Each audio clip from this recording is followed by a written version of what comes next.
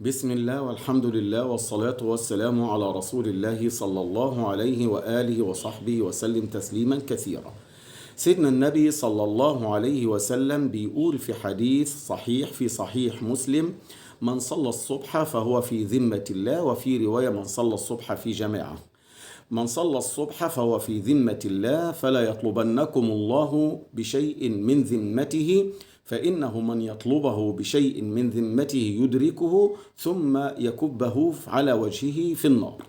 معنى الحديث ده عايزين نعرف معناه عشان نقدر نفهمه، وعلشان الشيطان ما تلعبش بينا وياخدنا في دنيا تانية ممكن يوصل كثير من الناس للكفر والعياذ بالله. في ناس فاهمة الحديث فهم خاطئ، يقول لك اللي صلى الصبح دوت لا يصيبه أذى ولا يصيبه مكروه ولا حد يقدر يتعرض ليه، عشان ده في أمان الله سبحانه وتعالى. نعم، إن ده في أمان الله، بس هو معرض لأقدار الله سبحانه وتعالى، معرض للقضاء الذي قضاه الله تعالى قبل أن يخلق السماوات والأرض ب50,000 سنة.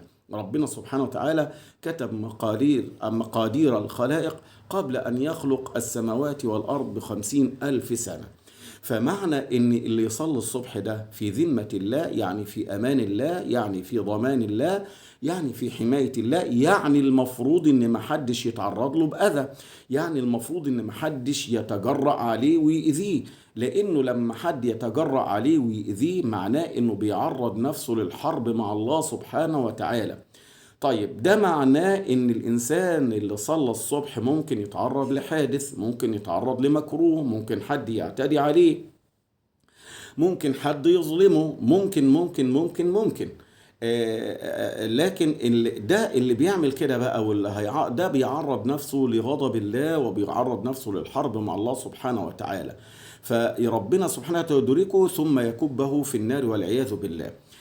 مثال ذلك ايه؟ انك لو انت داخل في مكان في حمى رئيس قبيلة مثلا وبتحتمي بيها، وبعدين في حد اعتدى عليك وحد اذاك وحد ظلمك، فاكيد رئيس القبيلة هياخد لك حقك، بس رئيس القبيلة ما منعش عنك الظلم او ما منعش عنك الاذى. انت خلاص اتأذيت، حد اذاك، فرئيس القبيلة بياخد لك حقك من اللي اذاك ده، ومن الممكن انه ما يقدرش ياخد حقك، ما يكونش هو اقوى منه، لكن ربنا سبحانه وتعالى هياخد حقك طبعا من اللي اذاك، من اللي اعتدى عليك، من اللي ظلمك، طالما انت في امان الله وانت في حفظ الله. ما هو سيدنا النبي صلى الله عليه وسلم لما كان في غزوة احد كان مصلي هو والصحابة الصبح، تمام، وكانوا في ذمة الله وفي ضمان الله. سيدنا النبي صلى الله عليه وسلم يعني جرح وأصيب في هذه الغزوة، حتى أشيع أنه قتل، وكثير من الصحابة استشهدوا في هذه الغزوة. كم من الغزوات خرج سيدنا النبي ومع أصحابه كانوا مصلين الصبح وهم في ذمة الله، ومنهم من استشهد. دي أقدار يا جماعة، بس الناس اللي اعتدى عليك، اللي أذاك، اللي ظلمك وانت مصلي الصبح، ده عرض نفسه لغضب ربنا، عرض نفسه للحرب مع الله سبحانه وتعالى، ولا محالة ان ربنا هينتقم لك منه وياخد لك حقك منه ان لم تعفو انت عنه، لان العفو عنه معلق بك انت. فانت لو ما عفتش عنه ربنا هيدركه يعني ويكبه في النار على وجهه. ده معنى في ذمة الله. طب ما في المسجد الحرام ومن دخله كان آمنا، وانتوا عارفين ان قبل كده يعني رتب لجريمة قتل في المسجد الحرام وقتل فيها عدد من المعتمرين والحجاج. هل دول ما كانوش في حماية ربنا؟ هل دول ما كانوش آمنين؟ لا، كانوا آمنين، بس في ناس اخترقت هذا الأمان واعتدت على هؤلاء وعرضوا نفسهم لسخط الله وغضب ربنا سبحانه وتعالى، وربنا هو اللي هينتقم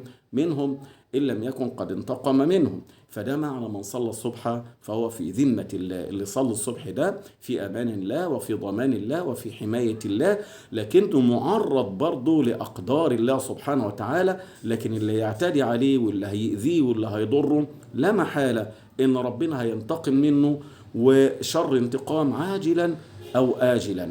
اوعى الشيطان يضحك عليك ويلعب بيك ويزعزع ايمانك وتخرج من دينك وتقول ما لا، طب ما انا صليت الصبح في جماعة وخرجت النهاردة وحصل لي كذا وحصل لي كذا وحصل لي كذا. انت معرض لاقدار الله سبحانه وتعالى. انت مش معنى انك في امان الله وفي ضمان الله يعني افيش اي حاجة هتصيبك ربنا مقدرها. لا، اللي ربنا مقدره ليك هيكون، واللي ربنا سبحانه وتعالى كاتبه ليك هيكون. وما تنساش ان اللي انت في امانه واللي انت في ضمانه واللي انت في جواره واللي انت في حمايته هياخد لك حقك من اللي اعتدى عليك واذاك وظلمك.